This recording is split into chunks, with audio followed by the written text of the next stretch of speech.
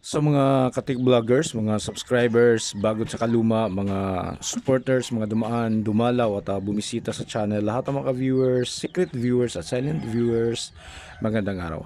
So ngayon ito naman, update dito sa pinapakita ko sa inyo nung nag home service tayo dito sa isang karaoke amplifier AV304 na sagwa na ng kanyang hitsura. Okay? So sinubukan lang natin na ma-revive, hindi naman natin pinapangako doon sa customer natin na 100% ma-revive natin dahil nga matindi na yung kanyang kalagayan. Ayan, no?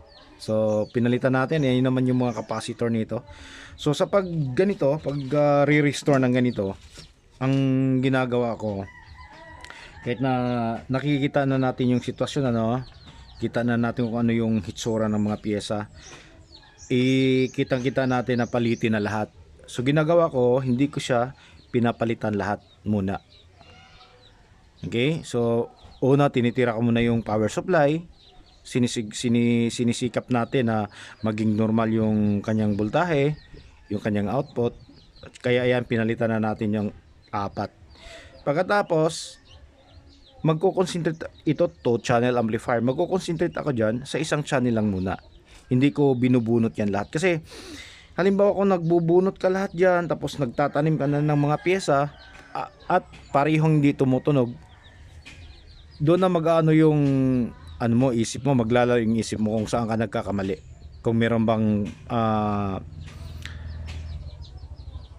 sablay, nagkamali ka sa paglagay ng piyesa, pwedeng baliktad yung pin out, pwedeng may sablay na parts. Pero yung pagsablay ng parts kasi bihira lang yun, dahil pag nagtatanim tayo ng mga piyesa, kasi kahit na bago, tinitest muna natin yan for sure na hindi siya defective. Okay, so ginagawa ko, isang channel lang muna. Kaya ito, dito lang muna ako nagko-concentrate. Kahit na palitin na lahat ng mga resistor yan, hindi ko muna siya pinapalitan. Ang ginagawa ko, tinitest ko muna lahat ng mga resistor kung tama yung kanyang resistance value.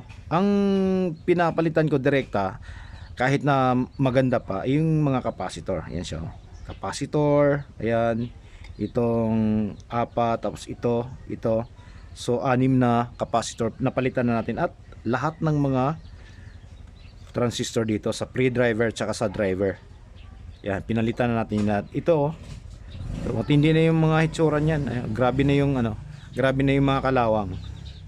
Yan. Kahit nasabihin po pwede pa. Sabi nga ng mga viewers iba ni Basic Bob, bakit daw pinapalitan? Pwede pa naman. So hindi na natin ipagsapalaran yung mga ganitong hitsura. Okay, magkakano lang naman yan, 10 piso, 15 peso bawat isa. Tapos yung capacitor, magkano? Murang-mura. Resistor, 50 cents, 25 cents. Napakamura. Kaysa naman babalik pa yan at ibang trabaho na naman yung ibibigay sa'yo ng customer. Pero doon sa mga naghahabol na i-charge na naman nila ng bago yung customer, ibang usapan na po yun. Sa kanila na yung diskartehan nila yun. Pero dito sa atin, ang inaano natin, hanggat pwedeng huwag nang bumalik yung may-ari, lifetime na gumagana na yung unit niya, gagawin po natin yun. Okay? So ito, pakinggan nyo, napatunog na po natin yan.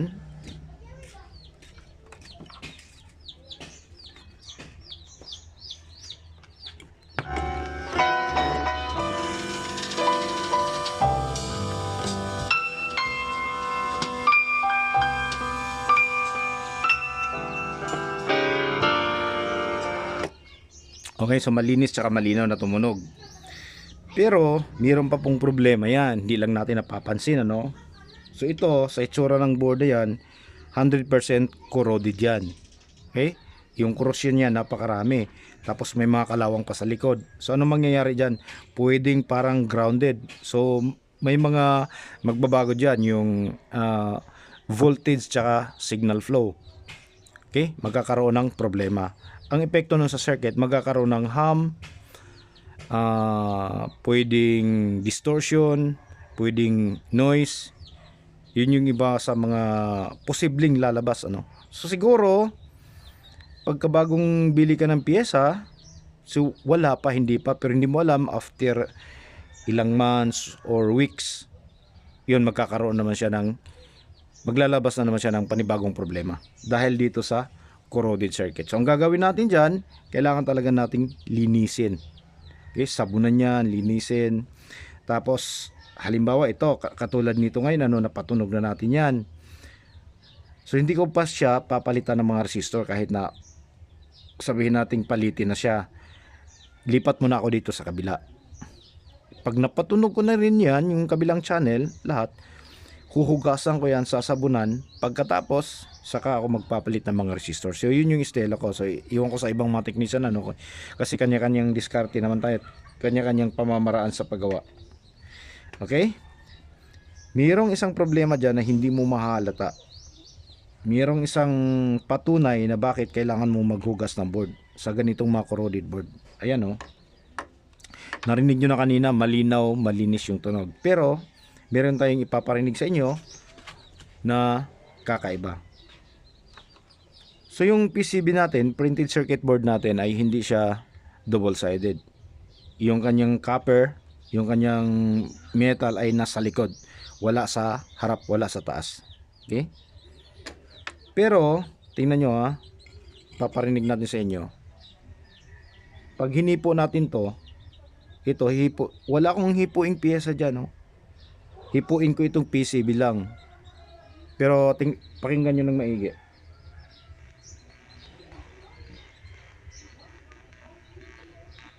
Okay? Ba't siya nagkakaroon ng audio kapag kahinipo?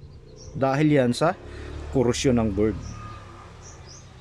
Yan yung namin, yun yung mga dahilan namin kung bakit pagka nakakita na kami ng mga maruruming ganitong PCBs, nililinis, pinapaliguan namin, sinasabon, binabrush, ganun. Ulitin natin.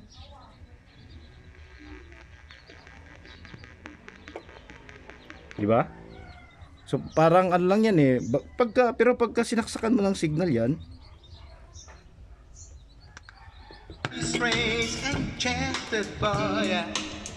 wala kang maririnig. Wala wala. Yan yung isa sa mga dahilan kung bakit lilinisin talaga natin yung board. Kasi hindi naman din alam kung kailan, baka mamaya mahirap na mapapaaway ka kung hindi naman natin maiwasan talaga yung ganong. Pero yung dito sa ganitong trabaho, sisiguraduhin natin na maayos na yung condition ng amplifier bago natin i-release. So test, paparinig natin sa may-ari. Ito na yung IT mo, titest natin. Low volume level kung hindi siya distorted, tapos high volume level kung tama yung kanyang lakas. Okay, so yun yung mga ginagawa natin. So sana'y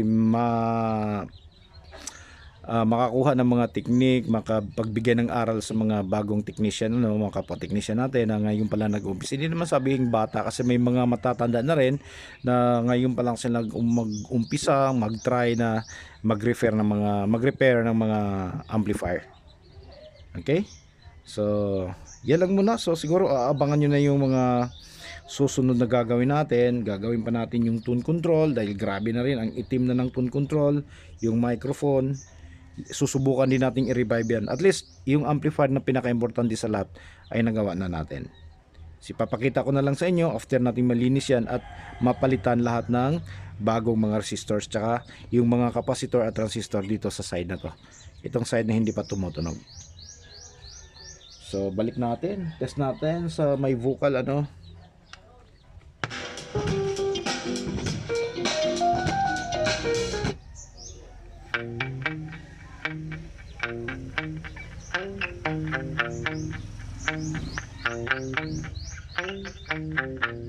Back in 1963, we walked a fine line.